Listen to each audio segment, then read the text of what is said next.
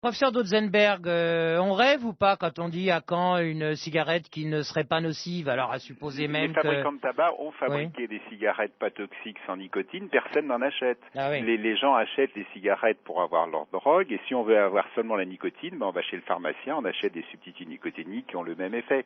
Mais donc pour tous les gens qui sont drogués à la nicotine, il faut savoir que la plupart des fumeurs qui fument dans leur W fument parce que quand ils avaient 15 ans, ils ont commencé à fumer et que ça leur a inséré dans leur cerveau un centre de dépendance à la nicotine qui fait que toute leur vie, ils vont payer 5,30 € pour acheter leurs cigarettes. C'est vraiment l'aliénation, l'atteinte à la liberté, et de pas fumer, on est libre.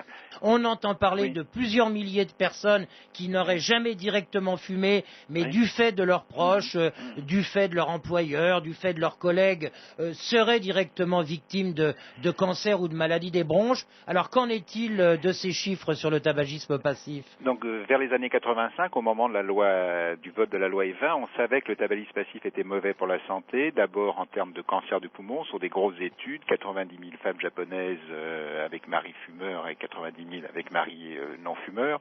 On voit 40% de plus de cancer chez les femmes qui avaient un mari fumeur. Puis après, les études cardiovasculaires sont arrivées indiscutables.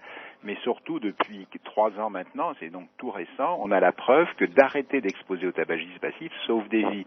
L'arrêt du tabagisme passif, c'est moins 11% d'infarctus dans le Piémont, moins 14 et moins 17% au Pays de Galles et en Écosse, qui à l'échelon de la France fait 5 à 7 000 infarctus de moins l'année prochaine, en 2008, si la loi est appliquée de façon correcte. Donc c'est beaucoup de morts et tout de suite 25% de la mortalité, le tabagisme passif augmente de 25% la mortalité cardiovasculaire sur un grand nombre d'études, mais qui sont des études cas témoins, donc des études scientifiques, c'est-à-dire qu'on prend des gens qui ont un infarctus, non fumeurs, est-ce que vous avez été exposé au tabagisme passif, oui, non, et là on voit que ça augmente à peu près d'un quart, de 25% le risque d'infarctus et d'accident vasculaire cérébral si on est exposé au tabagisme passif. C'est des études extrêmement solides. Le Centre international de recherche contre le cancer, qui a réévalué la fumée du tabac, le classe clairement comme un produit cancérogène de première catégorie, donc prouvé pour l'homme.